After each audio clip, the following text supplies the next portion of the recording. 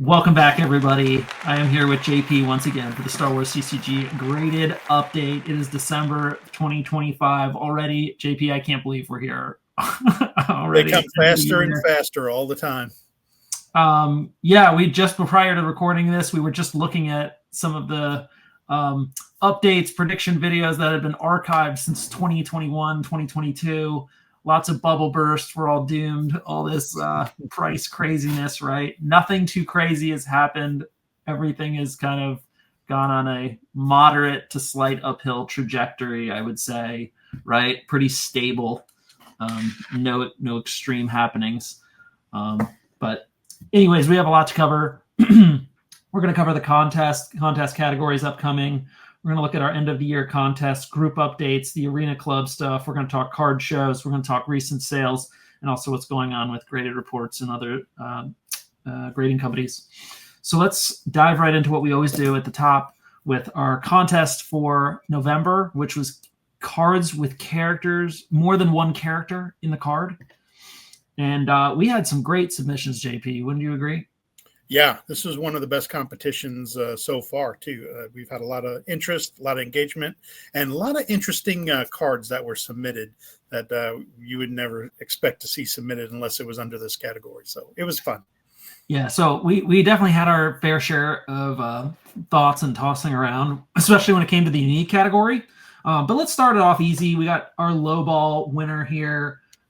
Cole Duncan submitted an Imperial Squad Leader PSA 4 and Imperial Justice PSA 5, which hands down ran away with the low ball there. So Cole, congrats on that. You will be receiving Chewbacca of Kashyyyk and Endor PSA 7. So I will send that your way.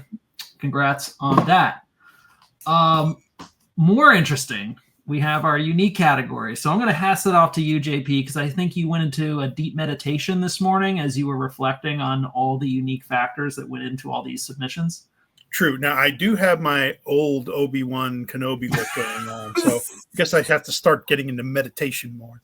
So, yeah, so as Kyle and I were talking prior to the show, there were a lot of tough decisions on the unique because everybody kind of almost had the same grade and they had their own spin of what they thought was unique. Some cards that were matched together fantastically. It could have been a 3 or a 4-way tie for first place, but I'm not even gonna do a second or third place. I'm just gonna say that Brian Emery did a fantastic job of making it unique in about 5 different ways. First of all, there was an autograph in there. I think it's the only one of the Watch Your Step in this place. That was an autographed graded card. Then he threw in the oversized Mara, Corrin, and Talon graded card too, which is it's fantastic. They're both related to each other. They're both very different from each other. There's an autograph in there. The grades were fairly good for those type of cards. So I will say, and I think just the graded one was authenticated too. So I'll say that it was a great submission.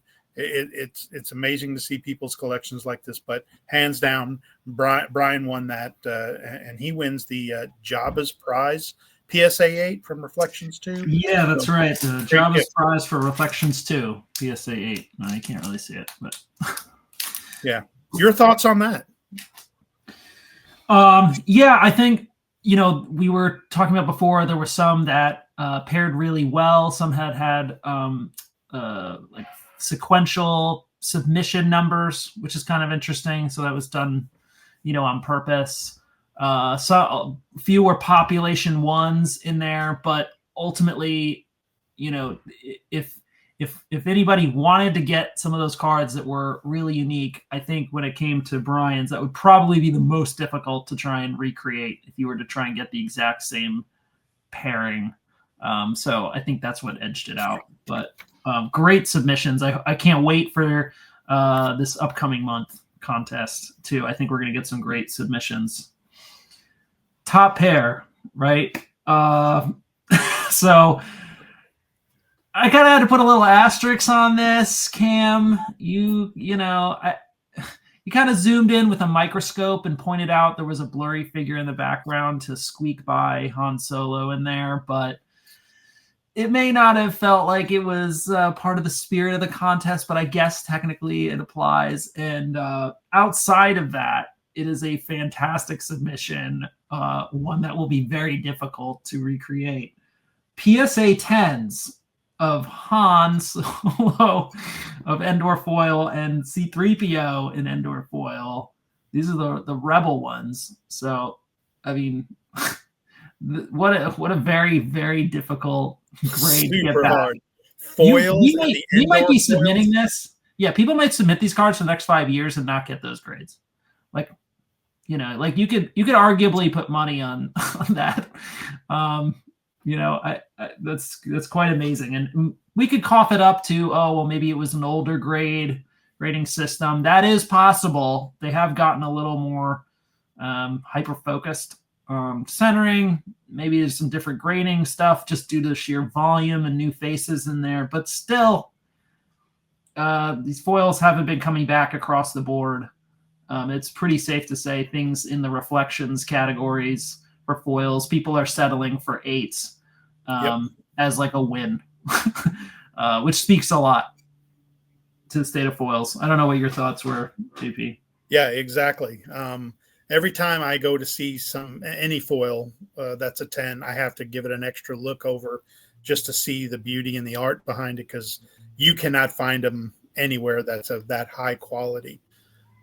So it's a good submission. And you know, keep sending your foils in there. I barely send foils in because I still don't know how to inspect them. I do want to do a quick. I don't know if anybody does. I think we all just roll the dice. Yeah, or pay the price for whoever's got them and selling them too. So, yep. So. Yeah, I mean, at least from my experience with the foils, like you can buy these lots offline. People sell, you know, groups of them. They're not going to come back, you know, better than 6, 7, 8 all the time. The reality is the foil, the top layer of these foils just gets scratched so easily, and you can't see it with your naked eye. You have to use a magnifying glass with a light, and you will see the light scratch marks. And I remember walking through my extra foils and basically excluding like 80 or 90% of them because they all had scratches or scuffs on the front. Now, there are arguably ways that you could, you know, doctor up the card by getting some special sprays and brushes and spend hours like maybe trying to tinker with that stuff. That's really risky. I don't know anybody who does that on a large scale, like with these cards, and has been successful turning around. And frankly, I don't know if it's worth it. It's a lot of effort, you know. Maybe if you're trying to restore some hyper expensive baseball cards where the disparity between one numbers, even if they're not that high, is significant, that's a little different. But yeah, so awesome. Cam will be walking away with, I'm going to send him an auto of Julie Dolan as Princess Leia Organa and some other top Star Wars cards as a congrats to that. So upcoming contests. We have Hoth themed, so it doesn't need to be from the Hoth set, but it could be like special edition or foils or whatever, as long as it's related to Hoth. So hopefully a lot of people have Hoth stuff. I'm sure they do. We have Hoth prizes to give away, like Blizzard 1, Blizzard 2, and Commander Luke Skywalker slabs to give away for the prizes for next month. January, let me look at my notes here. Non-combat characters and or pilots. So peaceful living characters, non-combatants, non-military, right? So maybe prophetess or beggar are perfect examples of that, right? Let's see those characters. February, Japanese foils, very broad. Hopefully you guys got them. March, Japanese non-foils, also super broad. Hoping a lot more engagement with those. April, we're going to do cards with no characters, no droids, no aliens, no people, no characters in the picture at all. So like JP's background, Anakin's lightsaber has no people in it. That works. Stalker works. Commander Luke Skywalker does not work because it has a character in it. Even cards, you'll find that some of the devices, things like blaster scope, have people in it, so you can't use that, even though the card itself is not a character. if that makes Right. sense. And that includes a hand, a foot. So if you're trying to do like the plastoid armor, any type of gear, it always has, it's attached to somebody. So it can't have any bodily person. Yeah, no people in it at all, just like No Anakin's people, lightsaber aliens. here. Yep, droids, nothing. So Nothing. maybe that'll create. Maybe we'll get some locations in there. Maybe we'll get some devices in there. Maybe we'll get some planets in there. Any of that kind of stuff. So Dig through your looking stuff. forward to those, and that's in April. So you got time. Moving on. So we also have an end of the year contest, JP, that ends this Friday, December 5th. Correct. So so we put out a poll. We are still sitting on some pretty good prizes, and so we decided to start just one year end about who's the most helpful for the past year. Currently, so Luke is winning. He's at 41%. Great candidate. So if you haven't gone out there, and you're going to see this stream hopefully before the 5th, if not, I'll try to put a message out to let you guys know the polls are still open till Friday. We'll close them down and then see what the People's Choice Award is going to be. So thank you all for participating. We'll try to do some more polls soon and try to give out some super interesting prizes on the polls.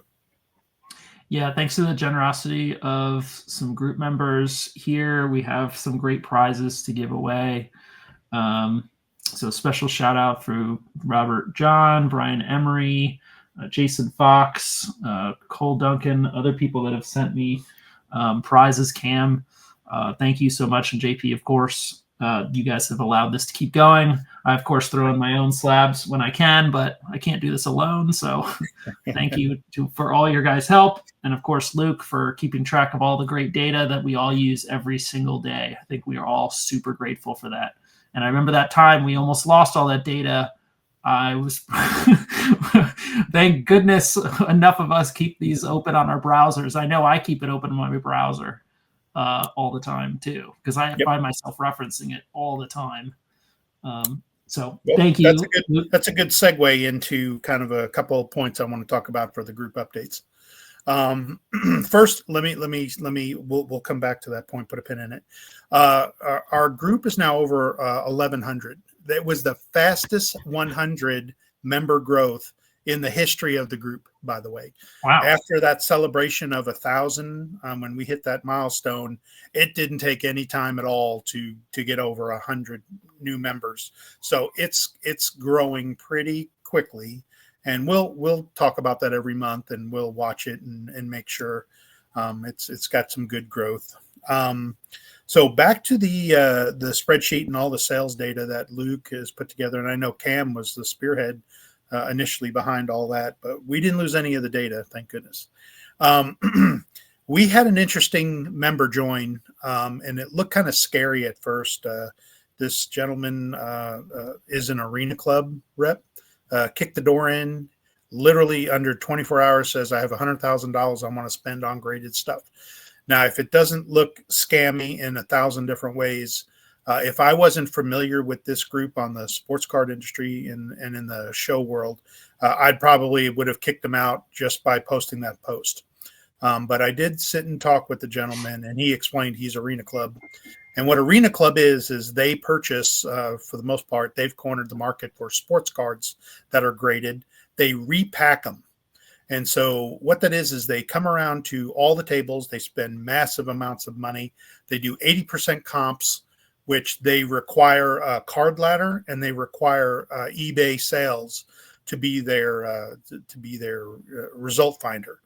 So they'll go out and purchase cards, give you 80% on what it's been comping at, and then they repack them in different level packs. So there's like sapphire and gold and silver and platinum and diamond. And depending on the type of level and the cards that are in there, they could bring a premium of like $80,000 to $100,000 graded card in there. And the packs could be $1,000 a pack, or they could be $5 a pack that have the lower end graded cards that they put together. So it's really the chase, and these guys are making money hand over foot. They're at every show. I've dealt with them personally. They've purchased a lot of my slabbed sports cards. They've cleaned my son out every card show. So when we go, we work with there's a local rep, and I'm not afraid to say his name's Tristan. He's in charge of the Arena Club in Springfield area. And so he has a group of people that come around and purchase all that stuff. So they are tapping into the Pokemon industry, and they have been slowly buying into that. But there's healthy sales on eBay. They have a result finder that they can go to. Card Ladder's another good example that they can see how the cards are selling. Star Wars CCG is not out there rolling along, steamrolling like those two industries are. And I think the gentleman just came into our group just to kind of see what's going on. He's been real respectful. I've had many members come to me and tell me about their experience already, and the feedback's been great. There have been no offers. There has been nothing scammy, and he's just trying to get a handle on how our group works, how our environment is, and our community. And he's been shown Luke's sheet multiple times, and he's blown away by the data that we've kept for tracking. But they can't use it as part of their process and policies. They only use eBay sales straight up from eBay. They don't look at a spreadsheet and go, oh, well, then I'm going to take your word for it. So I think the sheet's going to become very valuable here very soon to the outside world. Just knowing that an Arena Club person came in and took a chance to kind of see what's going on in a graded group. So, did they mention that because they can always use the spreadsheet as an audit. There's private sales on there for sure. I guess those would be harder to validate, especially when they're private. But, if they said eBay sale this day, they could go look for that sale and find it, if you want to do an audit. I don't think it's so much in validating our values and data. I think it's more of who's their audience. If they're going to start putting Star Wars CCG graded cards in their packs and someone's going to open it up and that's the main card in there, they're going to go, what is this? Expecting some kind of other Magic or Pokemon or Michael Jordan rookie card or something just really super out there. Well, if you're expecting a Michael Jordan card and you pull a Star Wars CCG slab, then perhaps you're in the wrong. So they're just seeing what the potential and the opportunity is, which is great. It's only given us more, more credibility, footprint, but visibility. More people are looking at it.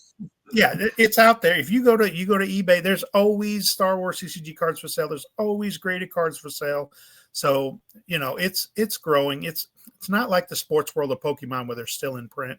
So it's got its own genre, investors, collectors, and stuff like that. So it's just neat to kind of see, hey, somebody gave us a look. They came in the group. They were respectful.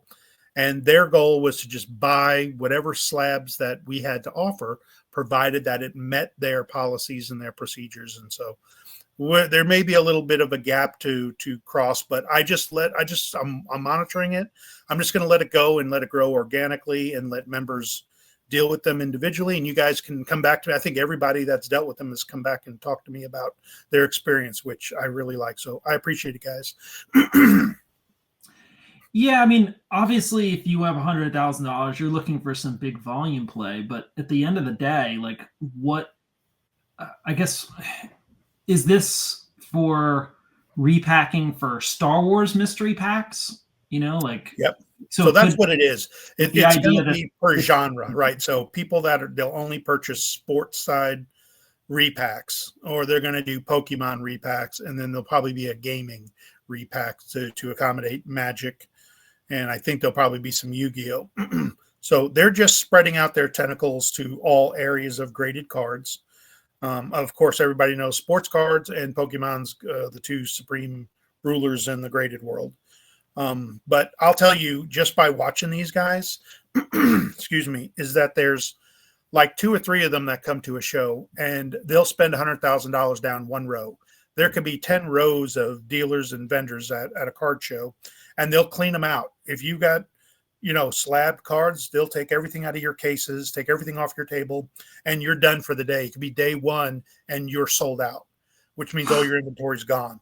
And that's happened to us a few times. And it's like your show's over. You can't go home and go get more stuff because you brought everything. So that's tough because as a vendor, right? a lot of the gains you get are from trades, or from somebody coming to you and to sell or to trade. So you might sell something, I'll give you 80% for that. You give it, and then somebody else wants that. Then they want 80% of that. And then you do it again and again and again. And before you know it, you have like a $30 slab, and now you're sitting with like a $150 slab, by just doing trades that are slightly in the vendor value, which makes sense because they're the one taking the risk by holding it, and they're paying to be there and working it, right? So like that's an accepted fairness, give or take 80, right? Some vendors take less, some take more, depending on what it is. But like if you get cleaned out, like that in and of itself might not be ideal for a smaller vendor, because they might have an impossible time trying to revamp up inventory, right? Like it's a one-time nice hit, like if you're trying to get out, or I suppose that's your goal. But your goal is to make as much profit during the show as possible. When they come by and clean your whole table out at 80%, you still have table costs. And if you traveled, you had traveling costs and hotel or anything, because these shows aren't just locally for people that are local. People come from all over for these shows. So you might actually lose money by selling everything you've got at the table using their formula. So, because sometimes you've got the card marked up to 100% comp, right? What it's selling at. And so, which is normal. I mean, all the kids and all the collectors are coming around with their phones out. They're checking comps with every single way they can. And they'll show you, they say, you can't sell it for 100 because the last 25 sales all been 75. So that's what you're dealing with. But like you said, you get a lot of trades.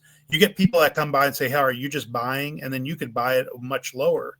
But at that point, your show's pretty much over when Arena Club comes around, and they'll say, I'll take everything you got, and you're done within the first hour. So it's just the way they work. They're in it for the money, and then they repack them, and they make a ton of money on the sales of the repacks. Have you ever purchased any of these repack things before? No, my sons have. They have, and you can get all kinds of, they've gotten some cool autographs and cool numbered cards and stuff they put back out for sale and made money on it. So you rarely lose money on them, only because you're getting it and you're looking at the 100% comps on it. The people that repack them have gotten 80% or less. Sometimes they'll buy whole collections and get it for even cheaper. So, and that's happening all over the country. That's just not the couple shows I've been to. They're everywhere. So, yeah, I mean the margins can be really good. I mean, it's a lot of like wheeling and dealing, but yeah, the margins can be really good. But I know that's where the biggest gains are for vendors. It's not as much even just selling. Like, yes, you might sell it for $5, $10 more than you got it, but by using it to trade up your way, like up this ladder through multiple different times, even if let's say you only did trades all day and you didn't sell anything, if you did everything at that favor, your inventory value has just like increased a lot, whether you decide to sell that or use that for the next show, right. Like you're continuing to upgrade your inventory. And then you find out 2 years, 3 years later, you're like, wow, I actually have a lot of cool stuff. Like I don't even know how we got here, because this is not where I started. Right. It's a really cool thing if you've ever done vending before, but that's something I've been discovering myself, doing this small local show every 2 months, and I'm doing it in December 20th in Delaware. Cool. I don't have any new shows. I just did a show 2 weeks ago. Of course, it was like 90% sports, 10% gaming, and it was held at the Springfield, Missouri, Springfield Cardinals field. That's the AA affiliate to the St. Louis Cardinals. So these are massive shows, what you're saying. These are massive, massive shows. I mean, I even did the Kansas City one. That would be massive. 450 tables. Yeah. So the shows I'm doing are massive. They're not little mom and pop shops. Right. I sat at a table at a couple of them, and I thought I wanted to be a perpetual vendor, but it was real sorry. It was so small. So other than that, so shows maybe here in the next month or two, I'll keep you updated. PSA doesn't have any specials. They don't have to run any specials. They're just being their same old stupid self. And, the reality is they just don't. They have such high demand, and they continue to lead the market with the most submissions. Let's see. So, like of last month, for the month of November, 2.2 million total items were graded, with sports cards accounting for 727,000 of those submissions, and obviously PSA had the most, followed by CGC, Beckett, SGC, and Tag. So like Beckett did only 35,000, SGC only did 34,000, and Tag did 2,000. So CGC really, like, you know, leading the volume with a lot of Pokemon stuff, but so is PSA with this GameStop thing. And I know it's much easier for, you know, the regular Joe Schmo to just go into GameStop and drop off stuff to grade. So if that's not something you do or have done before, like, that is kind of a low entry point to get your own stuff graded, you know? Yep. I did see a large influx of Tag and CGC cards graded. I saw more than ever was at this last show, and people were just loving it. It's like it was new to them to see Tag and how they do it. They've got on the back, it shows you exactly where the problems are, highlights it. And so Tag is doing. They have some loyal followers. They have some loyal champions for the brands. People love them. Yeah, I mean, we've seen some in Star Wars CCG. I just don't know if our little tiny market of cards is large enough to really feel the impact of any of that, but it is creeping through. And we've seen Sergey put up a lot more CGC slabs. The reality is the turnaround time's quicker. It's a lot cheaper to grade them. But a lot of those are kind of fall in that HGA bucket where people want them for more PC and less like flipping. Yep. So it kind of is in that world at the moment. Let's look at some interesting sales of last month. And I'll start kind of work my way up from the beginning of the month. So I'll just kind of call out some interesting ones. So Cam picked up a CGC 10 U3PO. It says CGC 10 Gem Mint U3PO, Star Wars World's Highest, which anybody who knows about U3PO, like, it just doesn't get a 10. So I think that's kind of amusing. I don't know if it would get, you know, translate to a BSA 10 or Beckett 10 or whatever, but it is kind of interesting because he only got it for $25. Yeah. Wow. We had a Queen Amidala Ruler of Naboo AI PSA 7 sell for $200. We had a Luke Skywalker Jedi Knight PSA 8 at $202.50. So that card itself is still holding fairly strong, like at its raw value for that grade. So it really only stands out in 9, if not 10. Mara Jade, the Emperor's Hand Shannon Baska auto. It was a BGS 8.5 and an auto 10, and it included the standard Ismara Jade inscription for $399.82. What else did we have here? We pointed out some other things. Oh, a P59 Reflections 3 foil BGS 8 sold for $382.50. So that card continues to hold value even at an 8. It's just such a desirable card. We had Emperor Palpatine foil from Reflections 2 PSA 9 sell for $850. That's a big one. Yeah, that's another big one. A Lando Calrissian, this is very interesting. A Cloud City PSA 9 Auto 10, autographed by Billy D. Williams and included inscribed Lando on the card, sold for $300. That might be one of the best deals or steals, I think. Wow, cannot believe it. Fantastic. Yeah, that's a great card. Good pickup whoever got it. That's a great pickup. I think if I had seen that, I would have me too. strongly eyed that.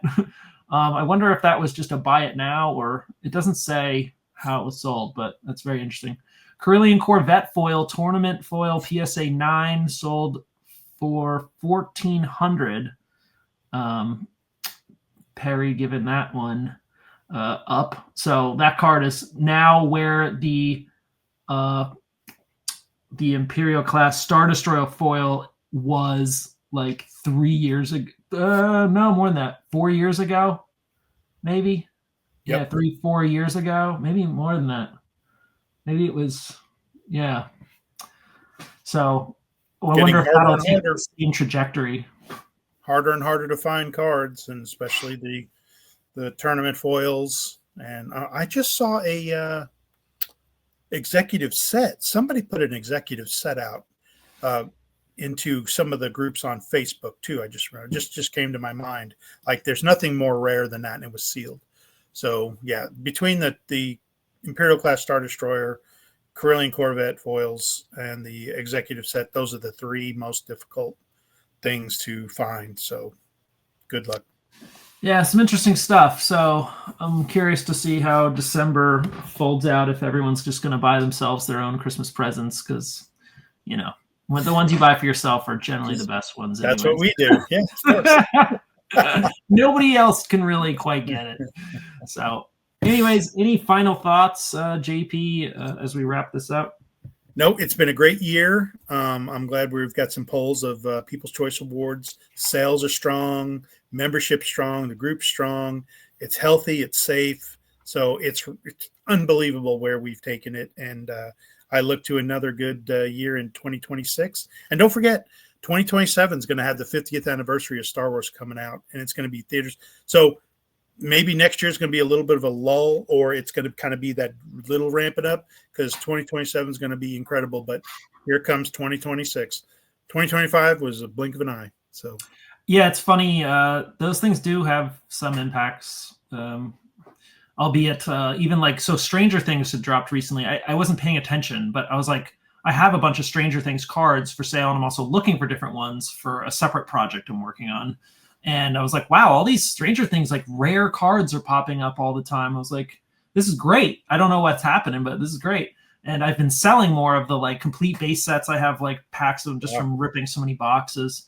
And I was like, oh, okay. I'm selling them almost daily. And I was like, oh, I like finally went on Netflix, and they're like, the latest season's out. It just dropped. I was like, oh, of course. Now everyone's like back in the mindset and like, oh, now's the great time to sell. People are thinking about it, you know? Yep. So it's like, all right, well, maybe we need some more buzz. You know, ever since Andor was absolutely fantastic, right? Like hands down, amazing. Right. We haven't had anything remotely close to look forward to like since then. So there's been kind of like this empty void for a little bit. We need to get back into it. We need to get something really good to grab onto and get excited again. So agreed. All right. Well, thank you, JP. See you in the next one.